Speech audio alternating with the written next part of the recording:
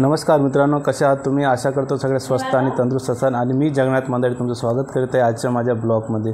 मित्रांनो, आज मी तुम्हाला एक गोष्ट सांगू इच्छितो की आता दिवाळीनंतर लगेच तुळशी विवाहाला सुरुवात झाली आहे आणि तुम्हाला तुळशी विवाह कशा पद्धतीने आपल्याला साजरी करता येते याच्याबद्दल मी तुम्हाला थोडीशी माहिती सांगतो।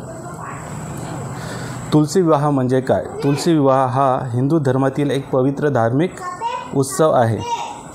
या दिवशी श्री तुळशी देवी आणि भगवान विष्णूचे अवतार श्री शालिग्रामजी यांचा विवाह केला जातो। हा विवाह कार्तिक महिन्याच्या देवउठणी एकादशी किंवा त्याच्यानंतर काही दिवसानंतरही साजरा केला जातो। तुळशी विवाहाचे महत्त्व, आता याच्यानंतर तुम्हाला तुळशी विवाहाचे महत्त्व काय आहे हे माझी पत्नी आहे समीक्षा मांदाडे हे तुम्हाला थोडीशी फार माहिती वाचून सांगते। तुळशी विवाहाचे महत्त्व सांगा।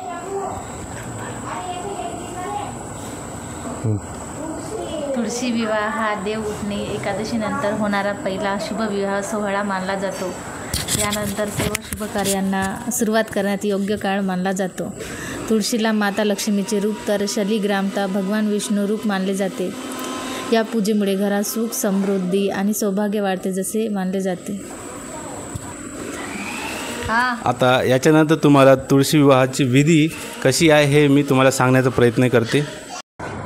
विवाहाची तयारी, तुळशी वृंदावन सारवून स्वच्छ करून घ्यावे। वृंदावनास रंग लावून त्यावर स्वस्तिक काढावी।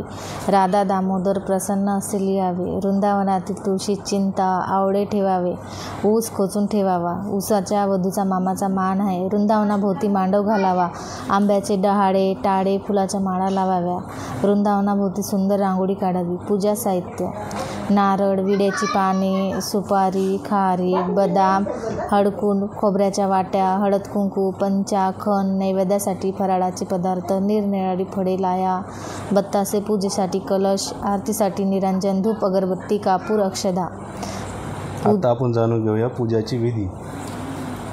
पूजेचा प्रारंभ करण्यापूर्वी आई वडील गुरु देव वरिष्ठ सर्वांना नमस्कार करावा। त्यानंतर स्वतः कपाळी कुंकवाचा टिळा लावून पूजेला बसावे। श्रीमन महागणपते नमः असा मंत्र म्हणून पूजेला सुरुवात करावी।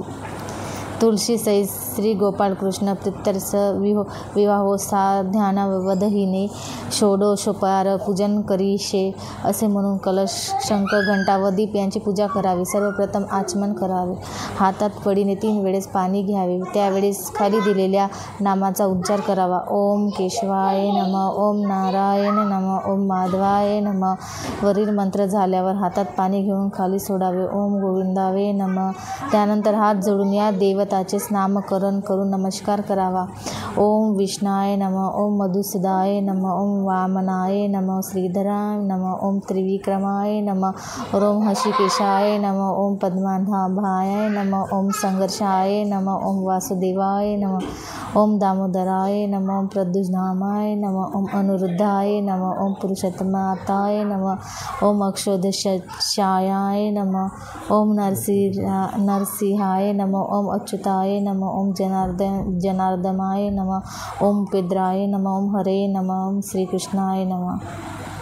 तर मित्रांनो, तुम्हाला आम्ही वाचून का हो नाही पण तुम्हाला तुमच्यापर्यंत माहिती पोहोचवण्याचा प्रयत्न केला आहे। जर व्हिडिओ आवडला तर नक्की लाईक करा, कमेंट्स करा आणि सबस्क्राईब करा। पुन्हा भेटू पुढच्या व्हिडिओमध्ये। तोपर्यंत नमस्कार, धन्यवाद।